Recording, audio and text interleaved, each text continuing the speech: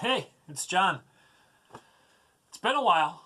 It's been way too long since I've done a video, and I wanted to catch you up on a little bit of some things that have been going on and show you my fun project I did for Halloween kind of last minute and give you a good look at my Jack Skellington that I wore for Halloween this year along with a costume for my son.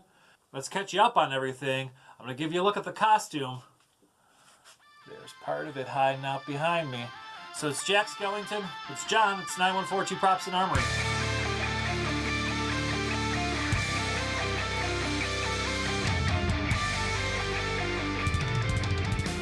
So, it's been a while.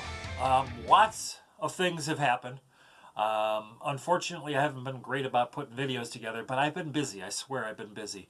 Lots of commissioned projects, personal projects going on, events I've gone out to do. I went out to Milwaukee Maker Faire a couple months ago. Had a lot of fun out there. Did some other events too. It's been crazy. Halloween was a couple weeks ago. I'm a little bit late in doing this for a lot of reasons. Well, we don't have a costume done for Henry yet, so I said to Henry, I said, hey, how would you like to be Zero for Halloween? And he said, oh yeah, I'll be Zero. Sure, Dad. So, and then I said, you know what, if he's gonna be Zero and we're gonna dress him up like that, why don't I do something to go along with it? And I decided this less than a week before Halloween. So that's me in a nutshell. Last minute, let's knock something out as quickly as possible, and let me show you the results. Now, I could not have completed this without some very talented folks sharing some of their models up on Thingiverse and on My Mini Factory. I will get you the links for everything down below in the description of what I used, models that I used, what I used to finish them off, and all that good stuff down below in the description. So here is my Jack head. As you can see, it is a full helmet. It was printed in 3 different parts on my CR10. I took the model and I scaled it up, I think, to about 126% of what it originally was, so that it could fit on my big head and then be in scale to my 6.5 foot frame.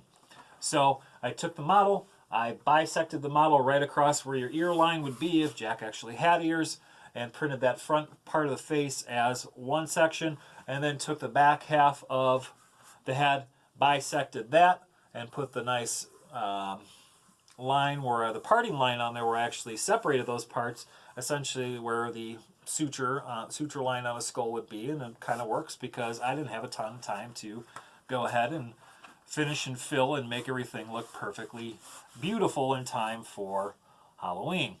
So here is the Jack. It's very simple. It's printed.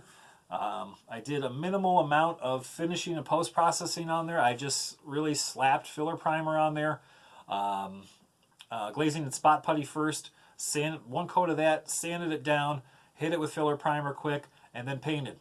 And then for the eyes, it's just sheer fabric that goes in the eyes and in the mouth so that you can still see out of it, and you are not able to be seen while you're wearing the helmet, while you're wearing the mask. Inside the helmet is a piece of foam to keep the helmet and the head sitting right on my neckline about here, so that we have a Jack which is very long and slender, which is essentially what I am. So to keep that line in place here, keeping the head up farther up so that I'm also taller as well. With just the helmet on, I'm pushing 7 foot tall when the costume's on, and I do have my risers that I was going to wear and decided against for my Chewbacca costume that would put me at like 7.5 feet tall when all said and done in the costume. So that's the story on the helmet. Very simple, quick, easy, down and dirty print and finish job on there to knock it out pretty quick. About 48 hours of print time in the helmet to finish that guy up, and probably another hour or 2 of work, about 2 hours of work to sand and prime and all that good stuff and paint it up. A last minute addition to the whole thing, I decided that I really wanted to have hands that worked well with Jack. Now, one of the first things I discovered, because I didn't spend a ton of time poring over reference pictures and everything. I know what Jack Skellington looks like. I picked up a couple pictures. One thing you're all going to point out, first of all, is that Jack does not have 5 fingers. Okay, he's got 4. Too bad. I messed that up. I'll still sleep okay. Maybe. Maybe. Anyway. So these were from a model that I found on Thingiverse. What I just looked for was finger extensions. I was going to go through and model something and do that. I just didn't have the time. On Halloween, I pulled these off the print in the morning at 7 o'clock before heading to work. They were not done. So I grabbed my duct tape and I finished off the fingertips on them just to get that done. Painted them up. These were printed just the same as the helmet was in an eSun PLA Plus. Now, as this was a very quick and down and dirty project that I more or less got done in about 5 days after the helmet was printed, I had to cut some corners on time goes, and I found a really cool model on Thingiverse for Jack's bow tie. And of course, it has to be large and in scale because everything with Jack is oversized. Really long arms, large head, big bow tie, long legs, all that good stuff. So I wanted to keep the bow tie looking like that. So I found a great model for the bat bow tie here and printed out the head. And then when it came time to do the wings, I looked inside. It's going to take me 24 hours almost to print these wings out. Thought back, how could I do this quickly and easily? And there is no quicker way to make something than with foam. So I just used craft foam, a la Bill Duran with Punish Props and some other people out there that do excellent work with foam, and looked at a picture, free-handed, drew it out, cut it out real quick, took the Dremel, ground down the edges of it, added the tape on here, which is the secret of the striping on this entire thing. You got to remember in costuming when you're making something that 5 foot away, if you're in that range from 5 feet away, this looks fine from right here. All right? As you get closer, you start to see, holy hell, that's made out of white duct tape. But at nighttime, walking around a neighborhood for Halloween or standing 5 feet away from the camera here, it looks fine. It works. It was quick. It was easy. So we have a 3D printed head for the bat. The wings are foam, nice and flexible, and a piece of Velcro around the back secures it around the neck, and we got a Jack bow tie. So in the finishing up of the project and the last minute time crunch, I wanted to do something different with the suit, and I was going to get a different one and paint lines on there or something else, or sew them on a jacket to get the stripes on here. And given that I did this in like 5 days, I ran out of time. So what do you do when you run out of time? You grab something that is a comfort material. In this case, it happened to be duct tape. So I grabbed some white duct tape and I used that to add the stripes to a coat that I already had. And this was the result. And to tell you the truth, honestly, if I had spent a bunch of time putting lines on there and cutting out strips of fabric and sewing a jacket, I don't know that I would have gotten a better result than I did with the half-assed quickie way that I did it. Button things up a little bit here, and what do you know, we're almost there already. So looking pretty good, right? It works. It does the job. All right.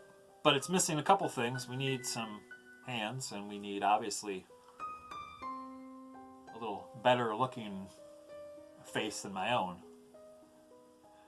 Let's grab the helmet.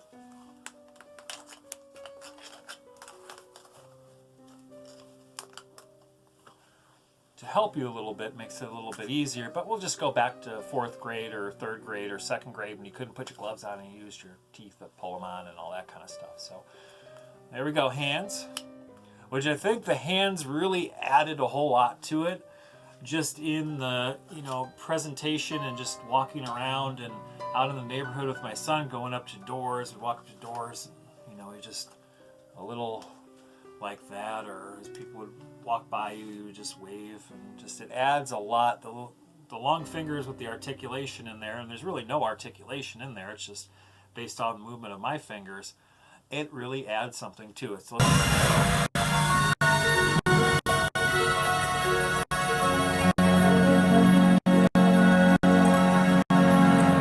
5 days of work, and honestly I only spent probably less than 10 hours working on this of actual work time. The rest was print time. There's a bunch of print time, but I think in the end it turned out pretty well. That's a look at my Jack Skellington for this Halloween. I hope that you enjoyed taking a look at it. If you have any questions about it, again, I will have as much information as I possibly can down below in the description for you, as far as where to get files, some of the materials, what I used, all that good stuff will be down below. Also, too, feel free to ask me questions that you have down below. Add a comment, ask a question. Jump on Twitter, ask me a question. I'm at Jon Weger. You can find me there. Ask me questions. Love to interact with folks there. Also, add an Instagram account. Oh my God, my daughter and my wife about fell over dead when I added an Instagram account earlier this week, so that I could share more information and pictures, and also keep up on all the cool stuff that everybody else out there is doing. So, it's Jon. Thank you guys so much. Just hit that 1,000 subscriber mark. So very excited about that. Please feel free to like the video, subscribe to the channel, and thank you all so very much for spending a few minutes to take a look and see my little bit of fun from Halloween this year. Until next time, it's Jon from 9142 Props and Armory. I'll see you later. Gotta go get my nails done. This is getting out of control, Howard Hughes. Later.